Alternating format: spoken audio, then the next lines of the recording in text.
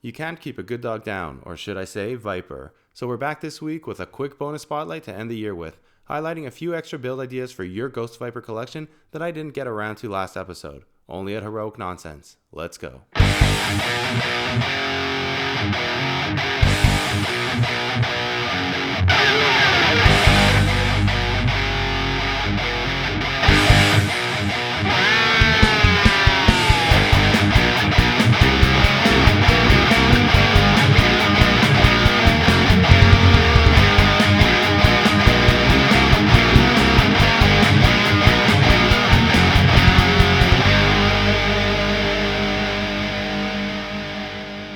So the holidays are well underway, and I'm hoping everyone is winding down the year with good friends and family before we all hit the ground running again in 2026.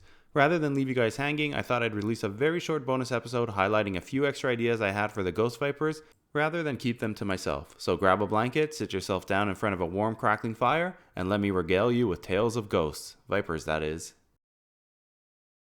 So last episode I showcased one of my favorite display ideas, that using the 788 Fireteam Range Viper as part of a special 788 Ghost Viper unit.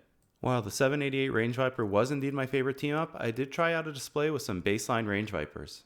As I was putting together the final cut, I thought of Slaughter's Marauders Barbecue and the comparison I did to the Ghost Viper containment unit, and it struck me. What if we used the blue gas canister backpack from Barbecue with the Range Vipers to really create a special unit of Vipers specializing in horror-inducing warfare? And I gotta say, the blue backpack matches up pretty nicely with the Range Vipers. And what you ultimately get is an expansion of your Ghost Viper team, with the Range Vipers being repurposed to fight alongside the Ghost Vipers on special missions.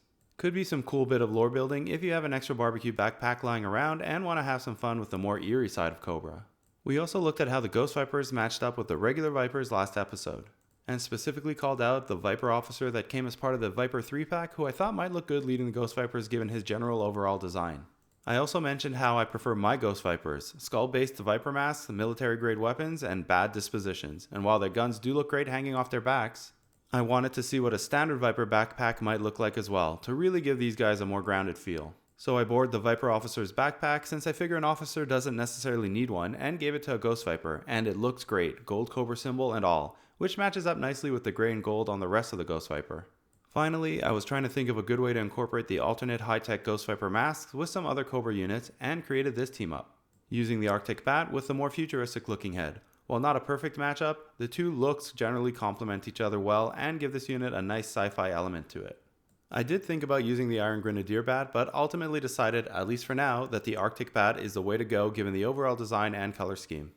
And I couldn't wrap up this last G.I. Joe review of 2025 without a teaser for my most anticipated and exciting review yet, the Cobra Rattler, which we finally opened.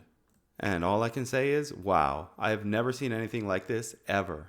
It's magnificent, and I can't wait to bring you all this Rattler goodness in the new year, highlighting this one last mini build. Can you guess what it is? To quote my online crew who came up with the following, get ready to snake, rattler, and roll in 2026.